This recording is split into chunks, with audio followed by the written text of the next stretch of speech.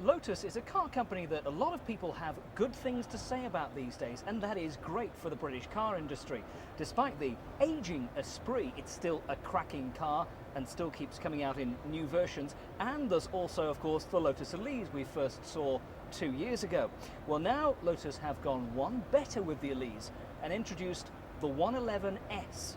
It is a cracking car. It has more horsepower, 143 brake horsepower to be precise, and Richard Hammond took it for a drive.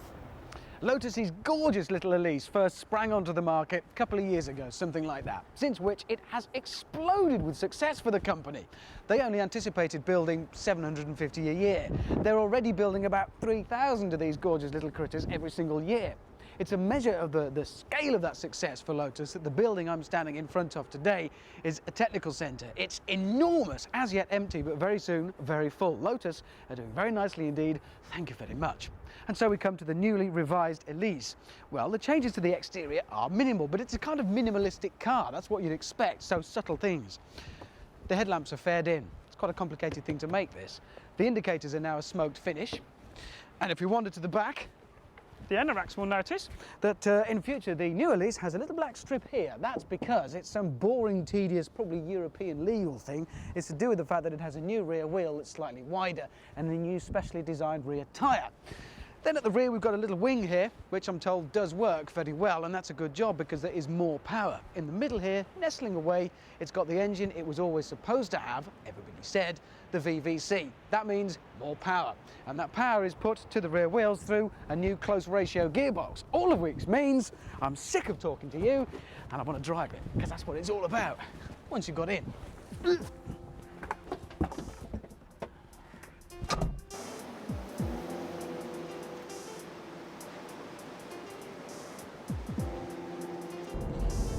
Next time anybody you're talking to who owns one of these things starts bragging about its capabilities, believe them.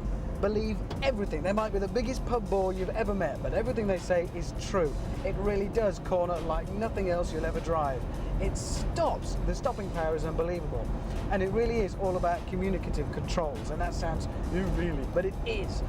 Everything about the car talks to you. The steering is as direct as it could possibly be without being heavy. The brakes are precisely the same. They're non-servo. And the more you apply the pressure, it sounds obvious, the more it'll brake for you. But until you've really felt a proper braking system like this, you don't know what it's like. It's an absolutely astounding car to drive.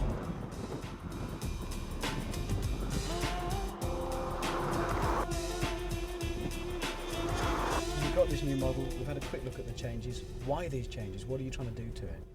We're trying to open the market up. We've had a lot of our present customers saying, I'd just like a bit more power. So we've increased the power, we've changed the gear ratios, so they're a more sporty, if you can believe that, a more sporty type gear ratios, which is very, very well suited to the engine characteristics. And we've made subtle other changes throughout the car and made a new model. Having said that, we've been tootling around the track at some speed with you driving, and I've had a little blast on the roads myself. I mean, we are talking about a pretty serious tool for racing, but you can use it on the roads, and it isn't frightening. You don't sit in this thing and think, it's a monster, it's going to hurt me. No, we have a little phrase which says fun at 50. And that's no reference to my age. It's just it's a reference to the fact that it can be just fun driving at 50 miles an hour in a queue of traffic. Every time I've opened the door in my day with this car, I've just smiled and felt happy. And that is just for me what the car's about. Happiness. It looks quite happy. It drives. It just makes you smile. I congratulate Lotus on building something that is more Lotus than anything else could possibly be. They really have epitomised everything Lotus in this car. The developments are definitely worthwhile. Subtle though they may be, they do make a big difference to the little car. And I wish them all the very best. We congratulate them on the fact that they're selling so many of them, outstripping even their expectations. And I'm sure they will do so in the future. At what? Under 30,000, well under £30,000. What can you buy for more fun?